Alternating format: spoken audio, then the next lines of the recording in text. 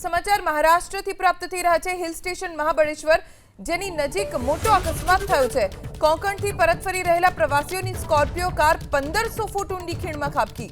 આ દુર્ઘટનામાં સતારાના 8 યુવકોના ઘટના સ્થળે જ મોત થઈ ગયા છે। ખીણ ખૂબ જ ઊંડી હોવાના કારણે દૂરબીનની મદદથી મૃતદેહોની શોધખોળ કરવામાં આવી રહી છે। આ ભયાનક અકસ્માત રાયગઢના આંબેનલી ઘાટ વહેલી સવારે થયો। युवको कोंकणना हरणाई बीचथी फरीने वहेली सवारे पोलादपुर मार्ग थईने सतारा तरफ परत फरी रह्या हता। आ दरमियान चालके स्टीयरिंग परथी काबू गुमावता कार सीधी ऊंडी खीणमां खाबकी।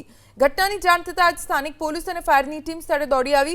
खूब ज मुश्केल परिस्थितिओ वच्चे रेस्क्यू टीमने अंदाजे 500 થી 700 फूटनी ऊंडाईथी 2 मृतदेहो बहार काढवामां सफलता मळी छे। 1500 फूट ऊंडी खीणमां कार खाबकी छे। 8 लोकोना मौत थया छे ने हजी सुधी 2 मृतदेह काढवामां सफलता मळी छे, ए पण 500 થી 700 फूटनी ऊंडाईएथी।